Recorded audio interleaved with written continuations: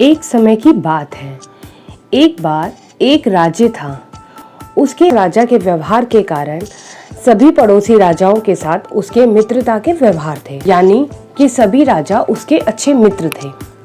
सभी का एक दूसरे के यहाँ आना जाना था। राजा के लिए सभी मित्र राजा उपहार भेजा करते थे। उपहार के रूप में तो कभी वस्त्र तो कभी खाना। बार की बात है, राजा से मिलने एक विदेशी राजमहल में आया। राजा ने उसका बहुत अच्छे से स्वागत किया, अच्छे से खाना खिलाया, बहुत सारे उपहार भी दिए। जाते समय उस विदेशी ने ये सोचा कि इतने अच्छे व्यवहार और इतना सम्मान देने पर वो विदेशी बहुत खुश हुआ और उसने जाते हुए उस राजा को एक उपहार के रूप में एक पत्थर दिया।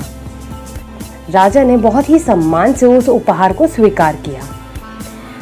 विदेशी के जाने के बाद राजा ने अपने मंत्री से कहा कि इस पत्थर की मैं मूर्ति बनवाना चाहता हूँ। जाओ किसी कारीगर को ढूंढो और उस कारीगर से ये कहना कि इस पत्थर की 10 दिन में एक बहुत अच्छी भगवान की मूर्ति बनाए, जिसे मैं अपने राजमहल में रखना चाहता हूँ। जो कारीगर इसको 10 दिन में इसकी मूर्ति बनाएगा, मैं उसे 100 अशर्फियाँ सोने की भी दूंगा। मंत्री ने सोचा कि राजा के आदेश का मुझे बहुत अच्छे से पालन करना है, तो उसने बहुत अच्छे कारीगर को बुलाया। उसने उस कारीगर को बोला कि ये पत्थर है, ये बहुत कीमती पत्थर है, तुम्हें इसको तोड़कर अच्छी मूर्ति बनानी है, जिसे राजा अपने राजमहल में रखना चाहते हैं। कारीगर ये सुनकर बहुत खुश हुआ। उसने उसी दिन से उस पत्थर को तोड़ना शुरू किया।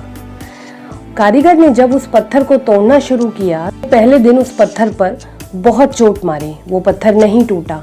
उसने दूसरे दिन फिर उस पत्थर पर बहुत प्रयास किया उसको तोड़ने का, पर वो फिर भी नहीं टूटा। करते करते उस कारीगर को 10 दिन हो गए। 10 दिन में उसने 100 बार उस पत्थर पर चोटें मारी, पर वो पत्थर बिल्कुल नहीं टूटा। आखिरी बार उस कारीगर ने उस पत्थर पर चोट मारते हुए बोला कि बस अब ये पत्थर मुझसे नहीं टूटेगा। इस पत्थर पर मैंने 10 दिन 100 बार चोटें मार ली। कारीगर ने मंत्री से हाथ जोड़कर माफी मांगी और कहा कि मुझसे ये पत्थर नहीं टूटेगा। मंत्री उदास हुआ। उसने सोचा कि मैंने इतना अच्छा कारीगर ढूंढा और वो इस पत्थर को तोड़ ना सका। उदास चेहरा लेकर अपना वापस जाने लगा तो रास्ते में उसे एक सड़क पर बैठा एक कारीगर दिखा। मंत्री ने उस कारीगर से कहा, क्या तुम इस पत्थर को तोड़कर इसकी मूर्ति बना सकते हो? कारीगर ने जवाब दिया कि साहब मैं कोशिश कर सकता हूँ। मंत्री ने उसको ये पत्थर देते हुए बोला कि इस पत्थर की तुम जल्दी से मूर्ति बनवा दो। कारीगर ने जैसे ही उस पर एक चोट मारी, वो पत्थर टूट गया। जैसे ही वो पत्थर टूटा, उस कारीगर ने उसकी मूर्ति बनाना शुरू किया। उस कारीगर ने मूर्ति बनाई। मंत्री ने वो मूर्ति ली और मूर्ति लेकर वो राजमहल की तरफ जाने लगा और जाते जाते वो मंत्री बस यही सोचने लगा कि अगर वो पहले वाला कारीगर सिर्फ एक और चोट मारता तो शायद ये पत्थर उससे ही टूट जाता और ये 100 अशर्फियाँ उसकी होती। तो इस कहानी का सार ये है, हम कोशिश तो करते हैं लेकिन हम अपना काम बीच में ही छोड़ देते हैं। हम जब उस काम को शुरू करते हैं और हमें जब सफलता नहीं मिलती तो हम निराश हो जाते हैं। हम ये सोचने लगते हैं कि ये हमारी किस्मत में है ही नहीं, ये हमें मिलेगा ही नहीं, मैं इसमें मेहनत क्यों करूं?